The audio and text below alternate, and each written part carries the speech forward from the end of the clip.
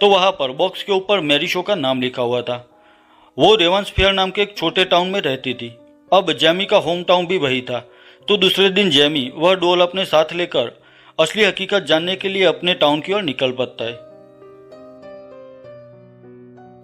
अब जेमी उस टाउन में अपने घर आता है जहां उसके डैड रहते थे। जेमी कई सालों से वहां पर नहीं आया था। वह घर आकर अपने डैड एडवर्ड से मिलता है। तभी जेमी को पता चलता है कि उसके डैड ने किसी एला नाम की औरत से शादी कर ली है। अब जेमी उन दोनों से मिलता है। एला जेमी को उनके साथ ही रुकने के लिए कहती है, पर जेमी उन्हें मना करके वहां से चला जाता है और एक होटल में आकर रुकता है। उसे रात में वही सन्नाटा महसूस होता है जो लीजा को महसूस हुआ था। तभी अचानक जेमी को मैरी शो का डरावना चेहरा दिखाई देता है जो उसकी ओर आगे बढ़ रहा था।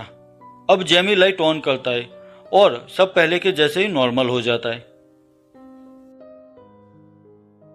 अब जेमी उस डॉल को ठीक से देखता है।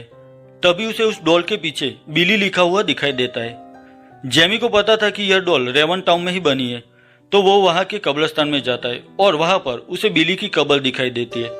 उस कब्र को जेमी खोदता है तो उसमें बॉक्स खाली था। तो जेमी वह डॉल उस बॉक्स में डालकर उस पर मिट्टी डाल के उसे दफना देता है और वहां से चला जाता है। जेमी होटल पर अपने रूम में आ जाता है।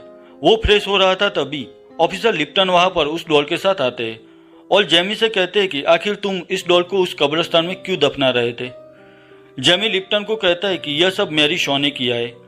यह सुनकर लिप्टन वहां से उस डॉल को लेकर चले जाते हैं। दूसरे दिन ऑफिसर लिप्टन बाहर निकलते तभी जेमी उनके रूम से वह डॉल को ले लेता है। अब जेमी मैरी शॉ की स्टोरी जानने के लिए अपने एक हेनरी नाम के रिलेटिव के पास जाता है। हेनरी रेवंस टाउन में कई सालों से रहते थे।